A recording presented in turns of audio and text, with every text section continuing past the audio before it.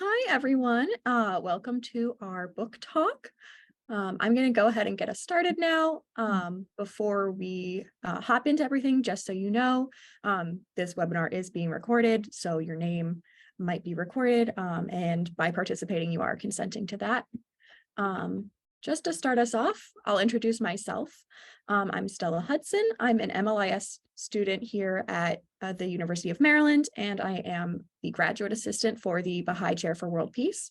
I'm also a TA in the Department of Behavioral and Social Sciences and a research and teaching fellow in McKeldin Library.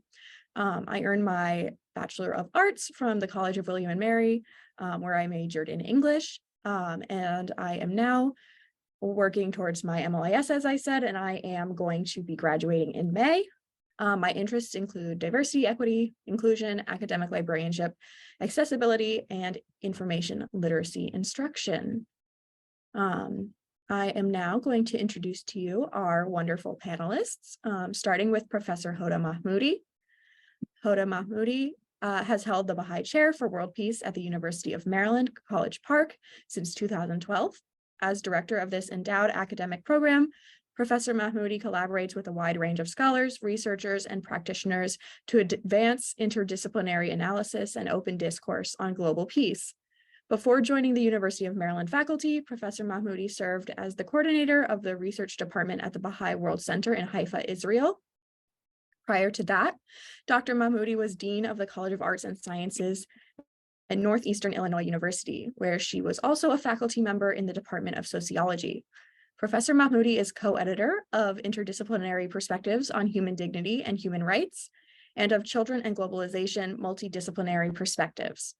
Professor Mahmoudi is also co-author of A World Without War, co-editor of The Changing Ethos of Human Rights, and most recently, co-editor of Fundamental Challenges to Peace and Security, The Future of Humanity, and co-editor of Systemic Racism in America, Sociology Theory, Educational Inequality, and Social Change.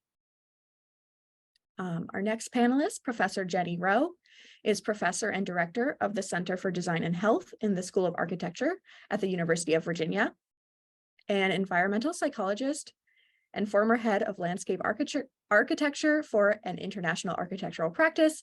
She writes, lectures, and consults for a wide range of academic and public audiences on human health-centered design for the built environment. She is an expert in restorative environments that support mental health, including an important role for public parks and urban green spaces. Her books on this subject, Restorative Cities, Urban Design for Mental Health and Wellbeing, explores a new way of designing cities that puts mental health at the forefront. A new co-edited book continues this theme by exploring infrastructure, well-being, and the measurement of happiness. Rowe has won numerous awards and research grants exploring a rich variety of architectural and landscape contexts and their psychological impact on people. Her scholarly outputs include over 55 peer-reviewed publications, including the World Health Organization and the Lancet of the world's leading medical journal. She acts as expert advisor to the UK's Design Council and advises various community organizations and foundations on strategies for promoting and implementing health-centered design. She serves as a mentor and coach to the Robert Wood Johnson Foundation Health Policy Scholars Program. And then our final panelist today is Dr. Kate Seaman, who is the Assistant Director of the Bahá'í Chair for World Peace at the University of Maryland. She previously held positions at the University of Baltimore, the University of Bath, and was a postdoctoral fellow at the University of East Anglia. Dr. Seaman received her PhD from Lancaster University. She is the author of Untied Nations, the UN Peacekeeping and the Development of Global Security Governance. Dr. Seaman is also the co-editor of The Changing Ethos of Human Rights, co-editor of Fundamental Challenges to Global Peace and Security, The Future of Humanity, and co-editor of Infrastructure, Wellbeing, and Measurement of Happiness. Her research has also been published in Global Governance and Politics and Governance. Okay. So now that we know all of our wonderful panelists, we can go ahead and jump in to my questions. And the first one is going to be about how you conceptualized this volume, what went into its creation, and how did you decide what topics to cover and why? Thank you very much for that introduction, Stella. Well, this book was really a result of a very wonderful collaboration with a private sector organization called the United World Infrastructure, located in Dubai, in the United Arab Emirates.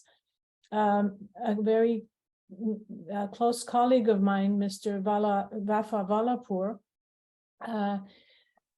we were discussing once about the whole area of happiness, and a lot of research that is being done in terms of measuring happiness in all the different facets of human life. And that conversation led to the Baha'i Chair then organizing a conference in 2019 on the topic of infrastructure and happiness. We invited dozens of people to that conference and asked if they would speak on the different themes that they were conducting research on. And it was wonderful because we ended up getting a rather international representation of a group of individuals from different disciplines. It was a very interdisciplinary approach to the field of infrastructure, well-being, and happiness. And from that conference, then we decided to invite our speakers to consider contributing a chapter to a volume. And as you can tell, the volume has now been published, and we're very pleased with this result. And so that's really the story behind how this book came into being. The book covers topics as wide as racism in urban planning, social and economic development, and human potential and human flourishing. It talks about city planning. It speaks to the problems of inequalities that present themselves in relation to infrastructure, and also examines the psychological aspects of well-being.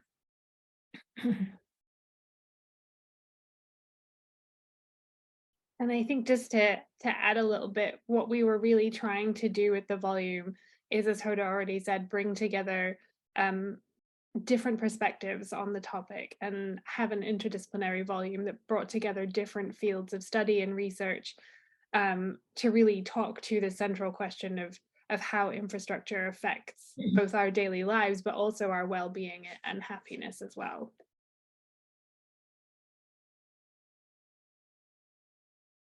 Thank you so much. Going on to our second question, I'm going to ask you guys, what do you see as the biggest weaknesses in our current ways of thinking about infrastructure?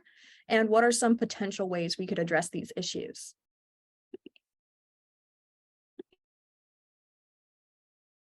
Shall I start with my perspective on this? So I think we think about infrastructure in terms of functionality and in terms of its economic performance. If we think about transportation, key part of infrastructure, we often think about how to get from A to B as efficiently and as cost effectively as possible. But the experience of getting from A to B is also very important and has a huge impact on our health and well-being. So I'm an advocate for what I call human-centered design, about how our infrastructure can be more focused around human needs and the rich variety of those needs from across the age spectrum, across the racial spectrum, across the gender spectrum. So I think getting away from functionality and economic performance is key, and focusing on human quality of life and flourishing.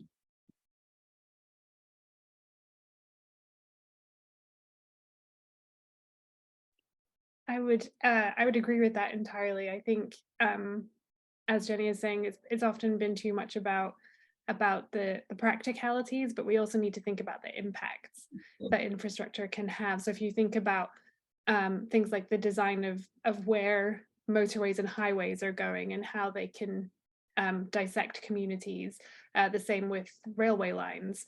In the past, there hasn't been much thought put into the kind of ramifications of that, but how can we change the ways that we approach this?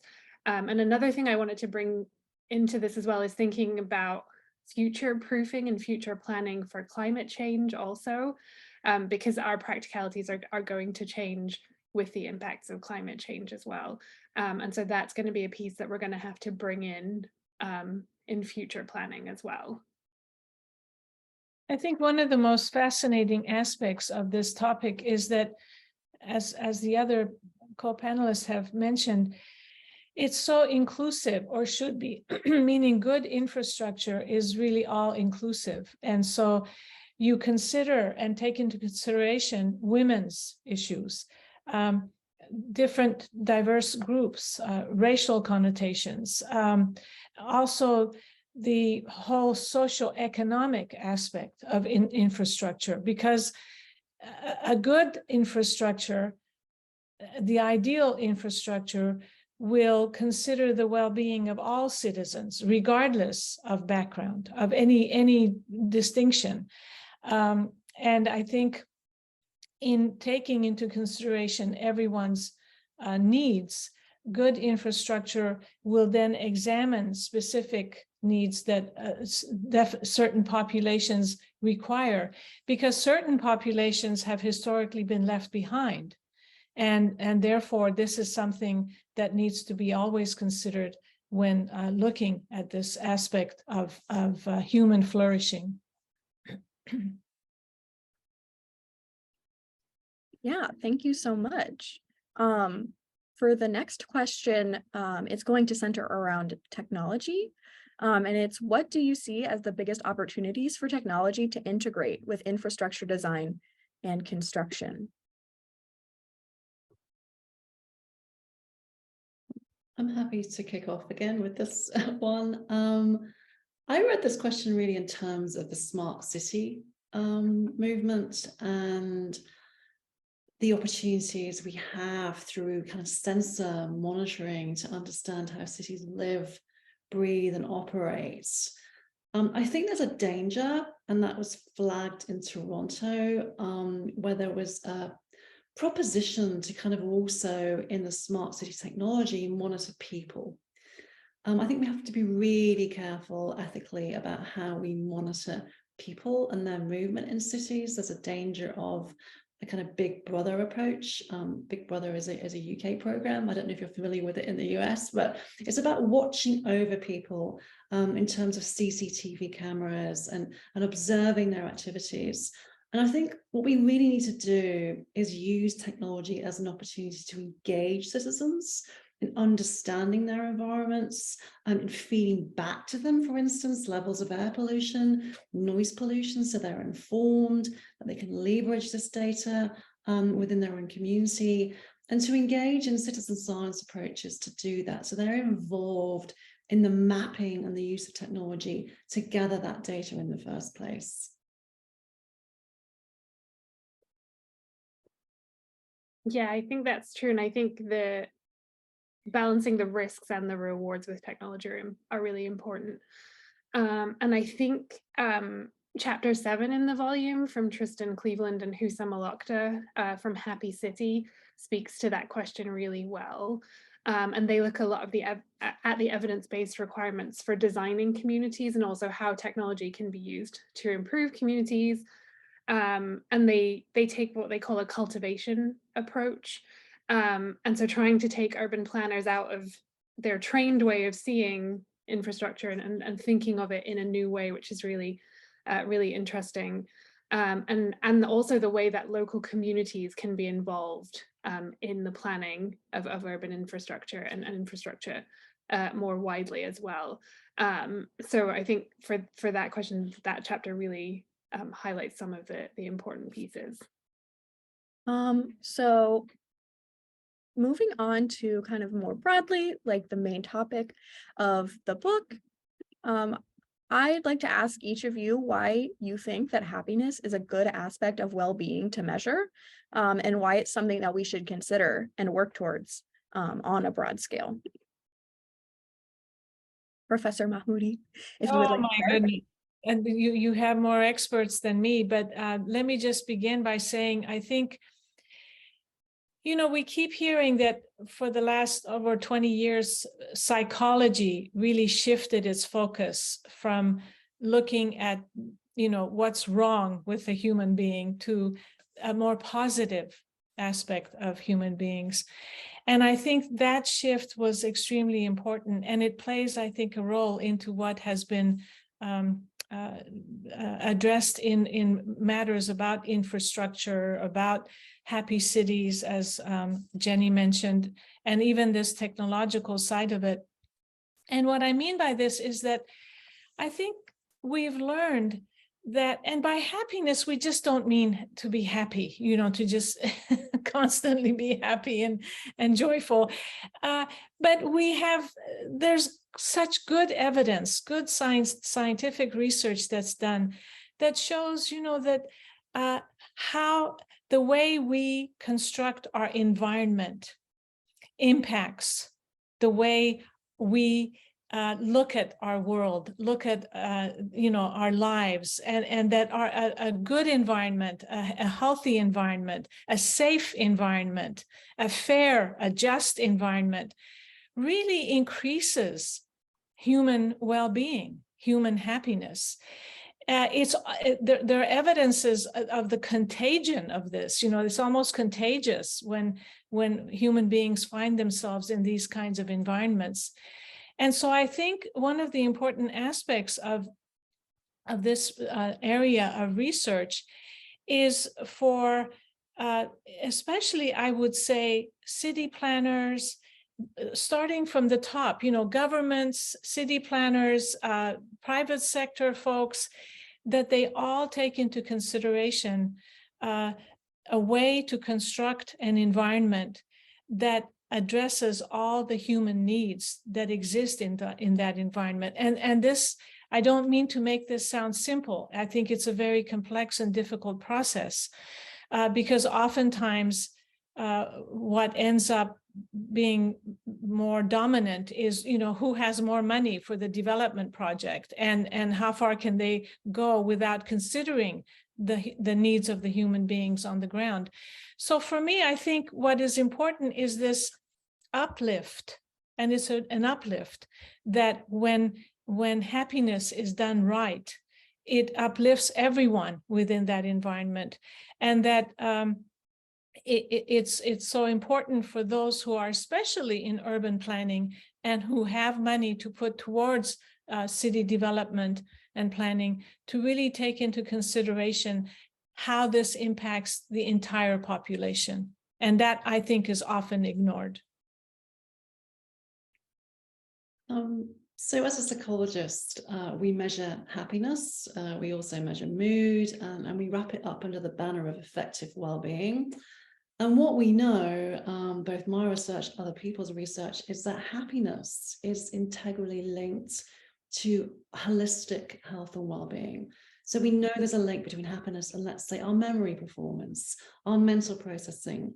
There's a link to our social well-being, how we forge and maintain our relationships, our ability to flourish and take part in the full spectrum of life, and our aspirations and goals are all linked to happiness. So it's integral to well-being.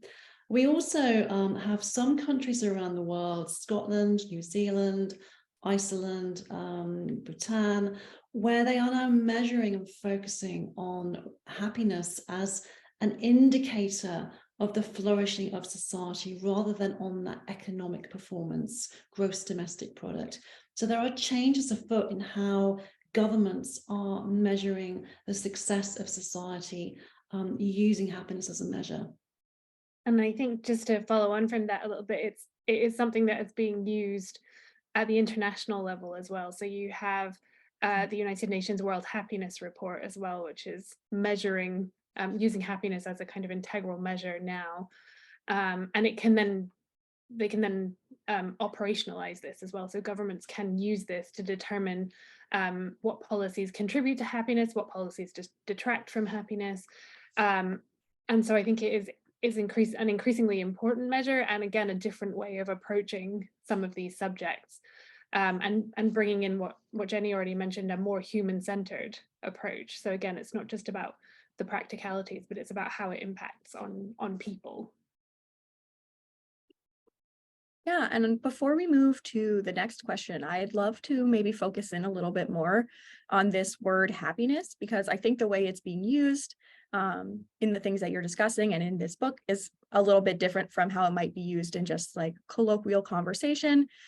It's something beyond just, feeling like smiling in a fleeting moment. So could you share a little bit more on what you really mean by happiness in the context of this volume? I'll have a start at that question.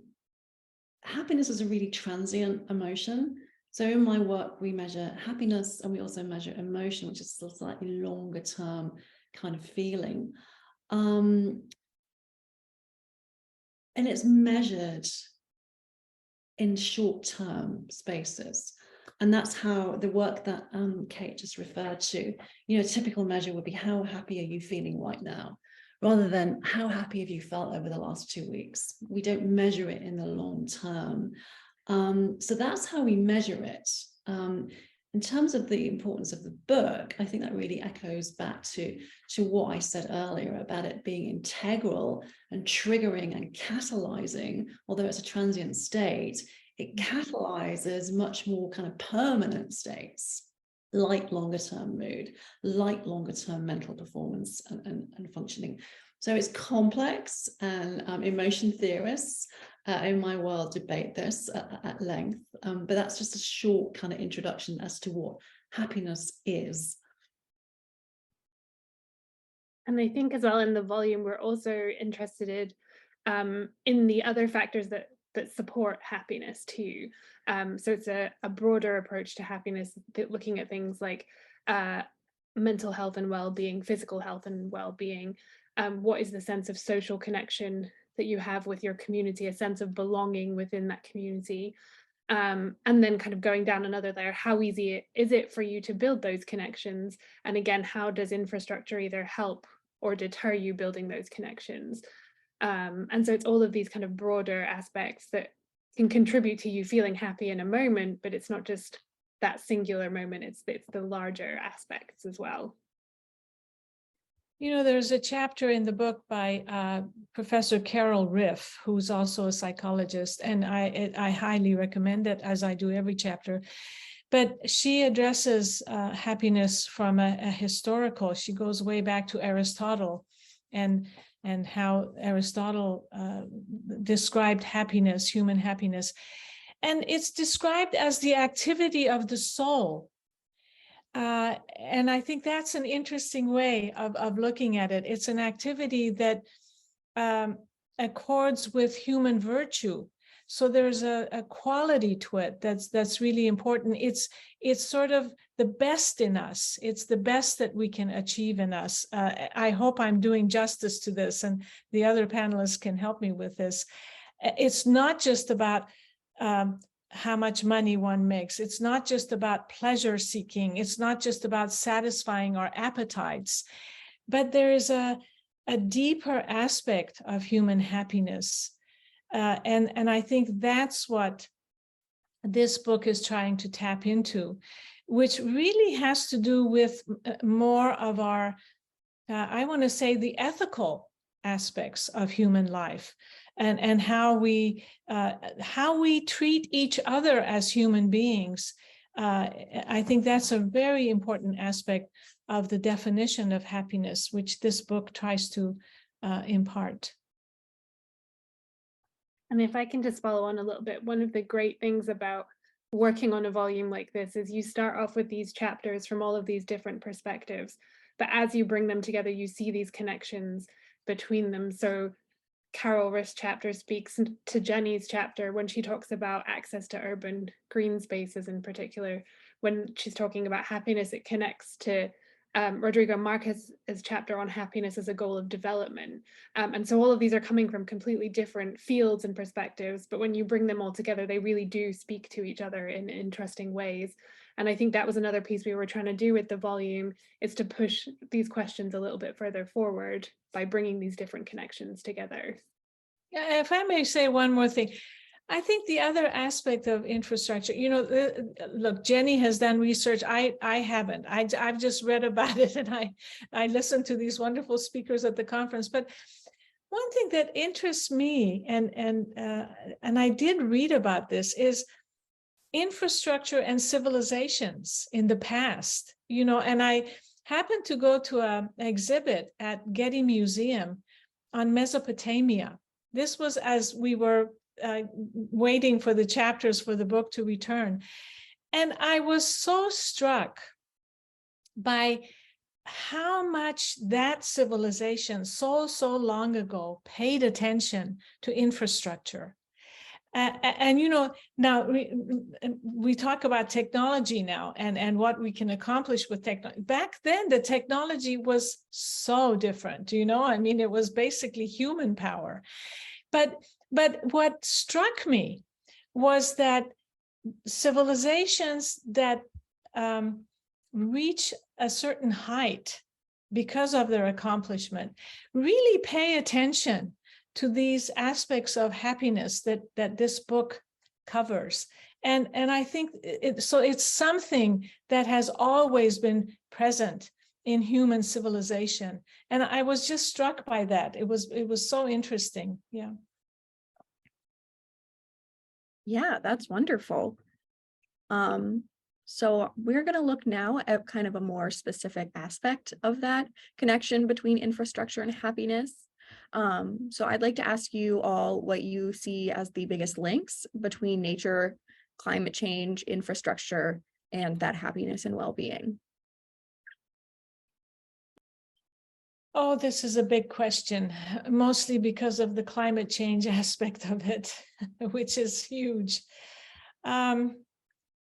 But I think there's a very strong link between achieving human happiness and how we address this challenge of climate change, because it will obviously require enormous cooperation among the peoples of the world, among the nations of the world.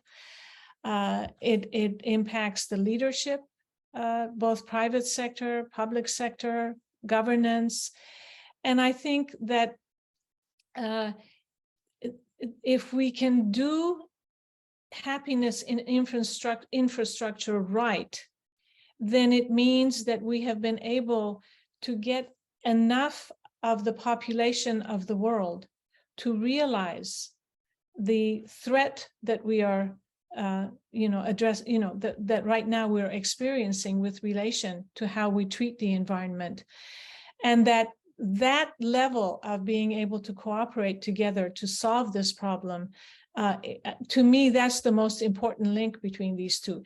I think in like chapters like Jenny's, which were fascinating about just green spaces within a city, what that does to a person's blood pressure and other measurements, those are indicators of the larger picture of how our treatment of the environment can either really destroy our happiness and infrastructure, or else help us to improve the condition of the entire global planetary condition. So I think there's a direct link there in relation to these two areas. So I would just add to that, in that we talk about planetary health and the kind of link between a healthy planet, an ecosystem, and a healthy people. So just to reinforce that point, I, in my work, spend a lot of time looking at the co-benefits between nature in a city and climate change and health and well-being. And they are really very integrated and in a sort of system together. So, trees, for example, will reduce heat stress on a street in a community. That in turn allows people to walk further and for longer during the summer months. The physical activity in turn has a positive benefit on happiness, on cognition, and overall mental health. So they're all fundamentally operating in a system together. And I really do argue for a multidisciplinary approach to the problems that we're facing at the moment. We cannot solve these problems of climate change, of well-being, of the destruction of our planet in isolation. We need to work together We need to bring multidisciplinary perspectives to that table, but also the perspectives of people, of citizens, as we've spoken about earlier today. I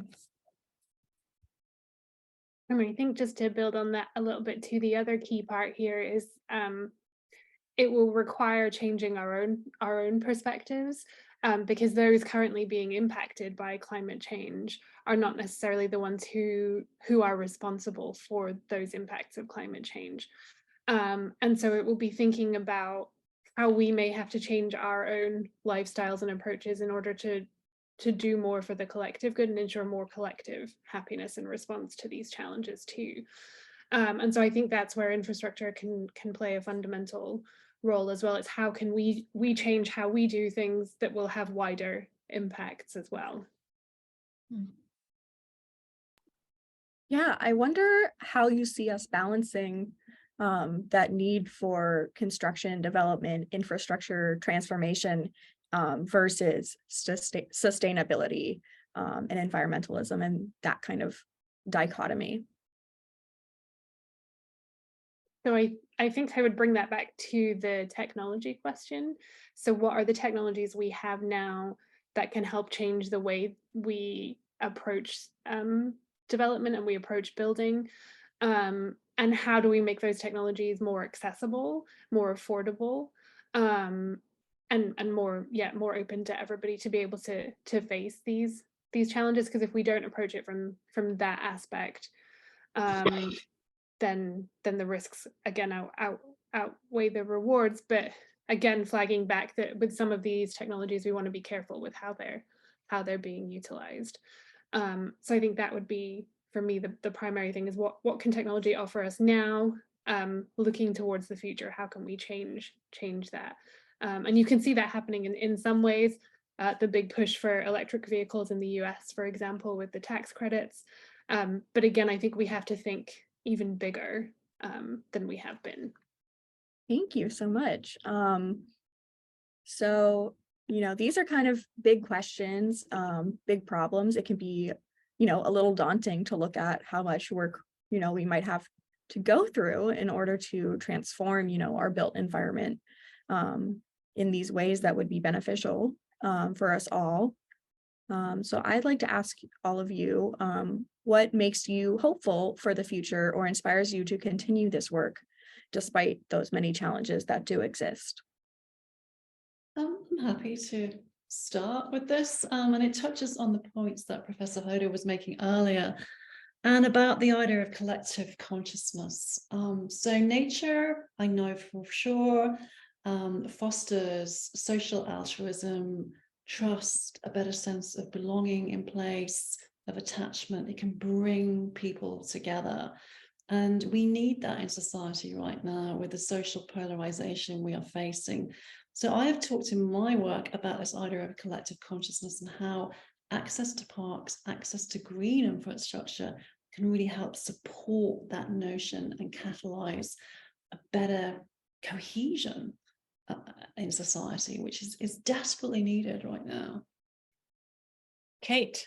Okay. That is a big question. I think for me, it's when we do work like this in volumes like this, the thing that gives me hope is the number of people working on these challenges, and the fact that they're trying to come up with concrete solutions, but concrete solutions that take into consideration some of the mistakes of the past and trying to resolve them. So looking at the kind of structural inequalities and how do we address those? How do we kind of use technology going forward in a better way?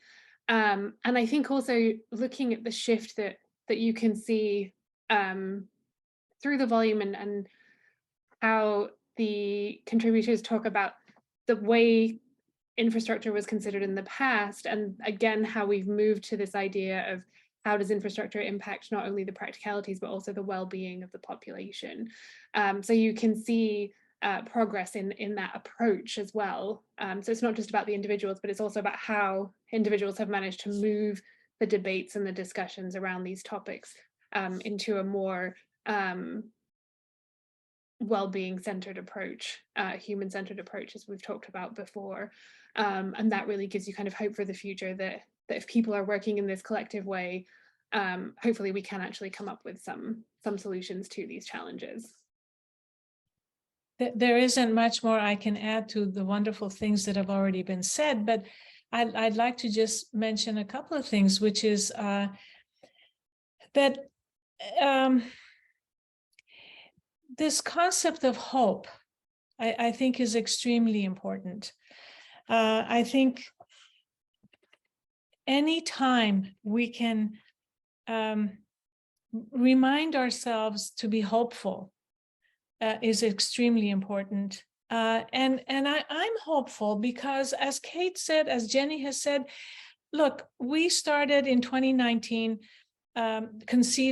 talking about holding a conference about this topic, which frankly, I didn't know a whole lot about. And as we started to look for people, this whole new world opened up of amazing individuals who are doing amazing research and helping us understand so much about this area of happiness, well-being, and infrastructure. So what I think with any great enterprise in human life, what is important is to always focus on the fact that there is human intellect and human spirit. These two work together, always have throughout history, even at the darkest moments. They somehow have always helped us to get through difficult times.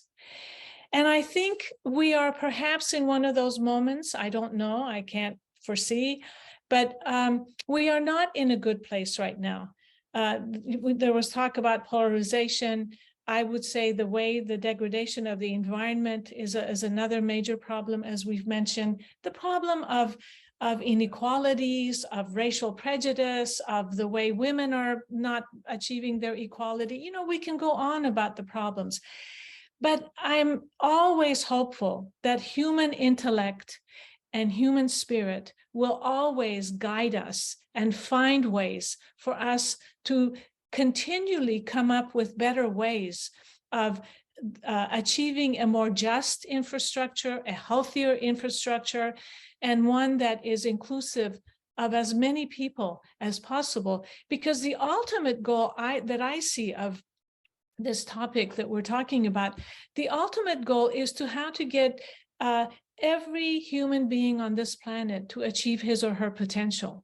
Literally, how can we do that? Because if we are capable of doing that, then that will automatically lift all of us up, you know. But it requires, again, those ethical considerations and those aspects of the best in all of us to work together, as has been mentioned, collectively to achieve the best for the whole planet. Thank you so much for those very thoughtful answers. I'd like to remind everyone who is participating that you can put your questions in the Q&A function, and then I will read them to the panelists, and they'll be able to answer any questions that you might have. But before we transition to those audience questions, I do just want to ask one last thing, which is about how this book is so collaborative. You've touched on how multidisciplinary these conversations need to be. I'd like to ask you what you see as like the most important collaborations between, you know, architects, engineers, sociologists, environmentalists, biologists, psychologists, philosophers, and all of that kind of stuff. How you see that collaboration really benefiting us as a whole. So I think I would just say there's not one collaboration that's more important than the other. It's really about taking a holistic view. So it requires everybody. And I think that's really what we're trying to do, is bring together people who wouldn't necessarily talk to each other on an everyday basis. And so how do we do that more frequently so we can kind of bring people out of their silos of knowledge and share this knowledge transfer for these really big problems that we do face, and the problems that will take a collective response. So I'm not sure that there's one that's more important than any of the others. It's really about having a more diverse perspective and changing people's perspectives, I think. But I'm not sure if Hoda and Jenny would want to add or agree or disagree. Jenny, go ahead. Well, I completely agree. And not all of the disciplines, like Kate mentioned, can all come together. The funding streams simply don't allow that type of collective activity, but it can certainly allow for some of those disciplines to come together. So it takes a lot of research and a lot of interdisciplinary relationships to build this knowledge bank. And with as many questions we don't know about infrastructure, the book's setting out what we do know, but there are many questions remaining, and some of them are in the chat bar, I think, for us to address in a moment. But all I can really reiterate is we will only solve some of our critical societal issues if we bring many voices to the table, but that needs to happen iteratively and in an integrated way, but it will be, piecemeal also. I think they've answered the question, Stella. Yeah, that was wonderful.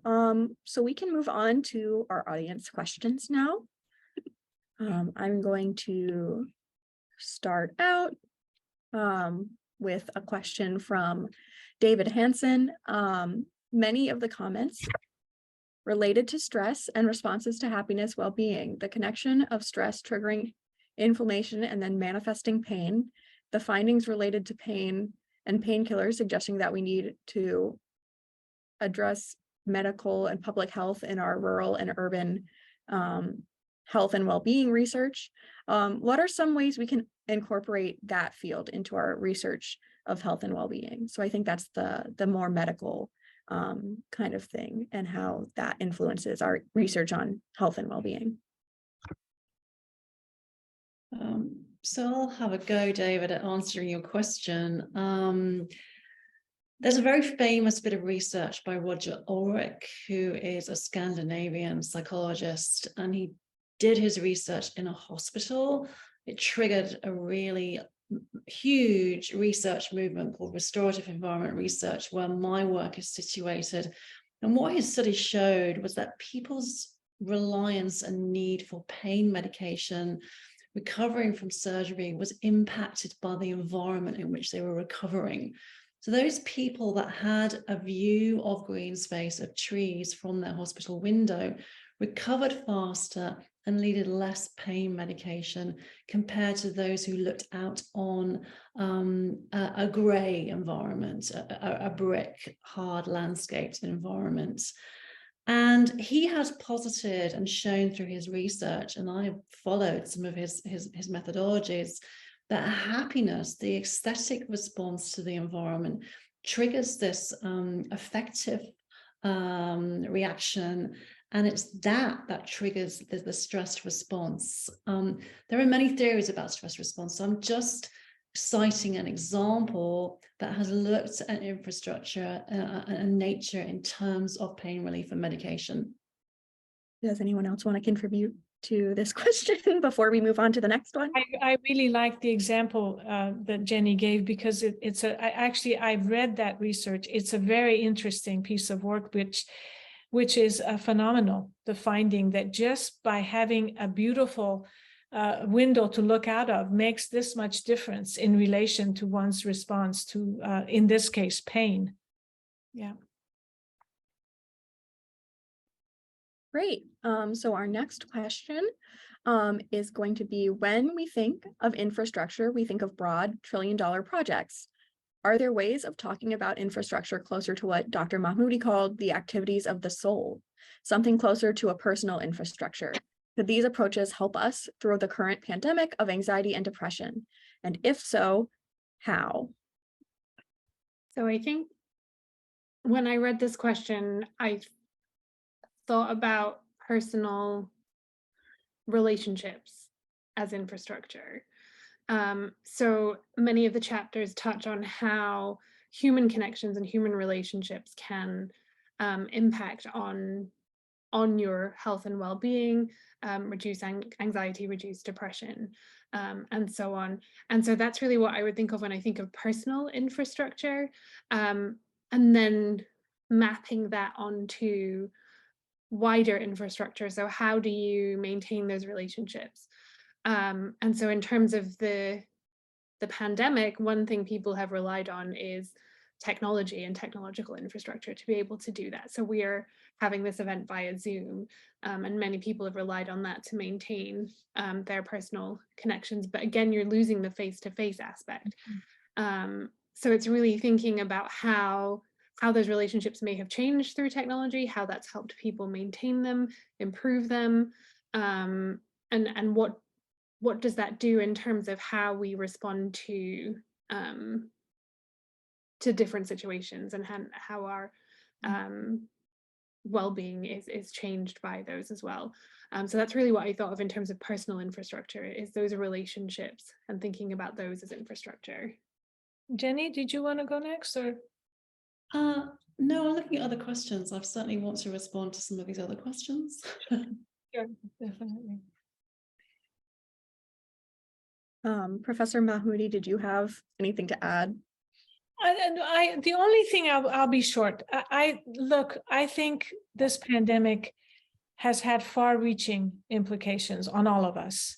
I'm still trying to figure mine out, and I think what Kate said about personal relationships is extremely important.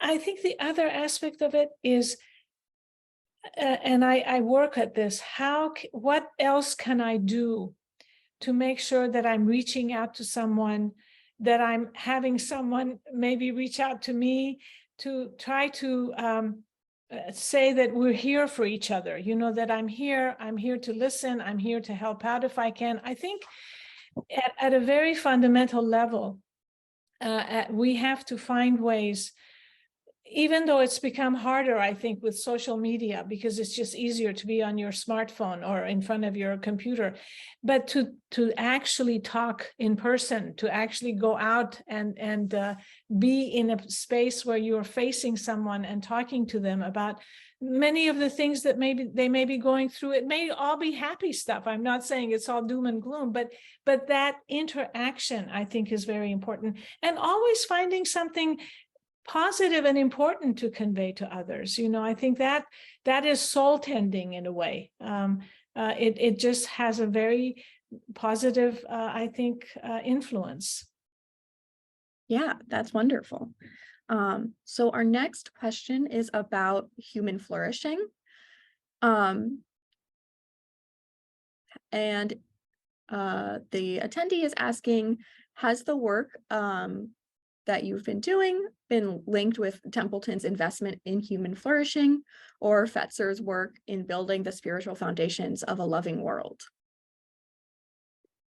No, I'll quickly say everything we do, everything at the Baha'i Chair is about how to improve the world, how to be a more loving world, and how to do whatever we can to learn more about human flourishing. I think that's our whole premise in the program that we have. I don't know what the others would like to say. Okay. I think the answer to that question is undoubtedly yes. It's disappeared off my screen, so I can't see it now. We know, for instance, nature has a strong spiritual connection. We talk about that response in the book, and I talk a lot about the notion of everyday awe, that you don't need to go to the national park to experience. Or coming from the UK, I see in America a slight trend to think of restorative nature as being out there, somewhere separate from us in cities. Well, for a lot of people, they can't get out there. They don't have they don't have access to public transit that will take them to national parks. They don't have cars. So I'm really a big proponent of this idea of the response to nature and its sense of awe in its patterns, its fractals, its beauty. And certainly that resonates with the Templeton Foundation and the notions of flourishing and spirituality. Yeah, so our next question, we've touched on this a little bit, but we can go a lot more in depth on this.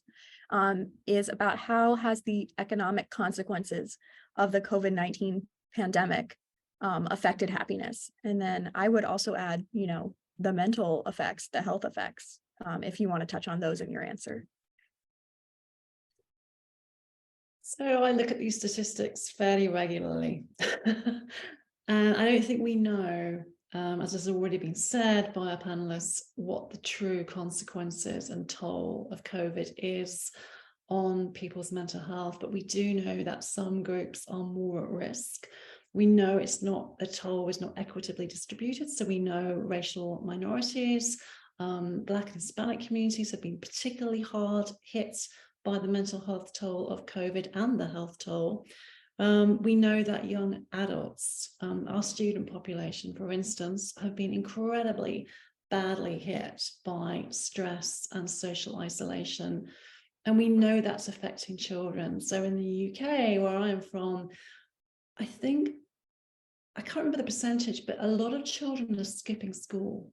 They've got out of the habit of going to school on a daily basis. And the toll on human development, on human flourishing, we don't yet know what that's going to be in that population.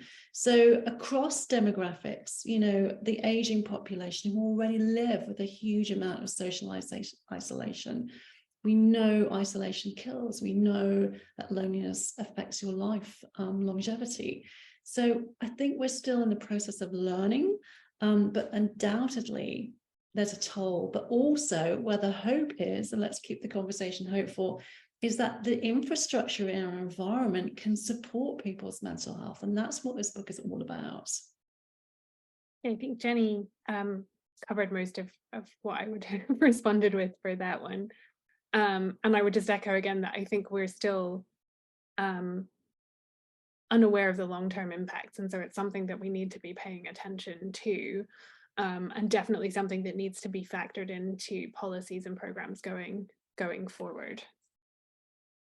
Yeah, do any of you have any thoughts specifically on the economic consequences, which were in the question? Well,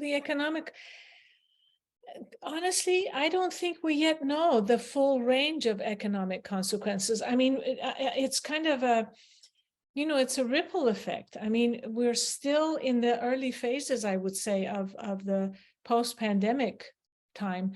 And, we're still trying to sort out, for example, of course, certain countries have been hit much harder than others. And for them to rebound is a different story than perhaps countries who were not as hard impacted in the same way. But I don't think we fully understand this. Now, I think all of this, the economic impact, the mental impact, whatever, social impact, all of this is on top of an existing system prior to the pandemic, which wasn't that great. So, I mean, if you take that into consideration, obviously, it's not a good time in relation to the impact that this pandemic has had on all these aspects. Yeah, thank you so much. So the next question is going to be about how do you see the sharp rise in younger demographics affecting and being affected by well-being and infrastructure? So I think there's a two-part piece to this question. So the first is the shift to a younger demographic, but also how do we deal with places where it's a shift to an older demographic, where we're not having the same number of young people, there's not the same number of children being born, we're seeing a kind of wealth, a kind of boom of older populations, and how does infrastructure deal with that, and also their well-being. And so I think it's a two-part question of how do we deal with both the younger demographics, but also the older demographics, and how do we make sure that infrastructure and technology are catering to both in ways that will be future-proof in the long run.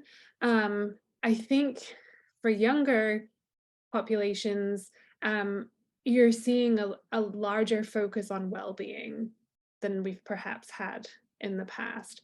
And so that will be interesting to see how that is integrated into policy making, and especially as these younger populations are now beginning to vote and then becoming politicians and changing the way that these conversations are happening. But I would just want to reflect back and make sure that we're considering both the younger demographics and the older demographics in response to that question.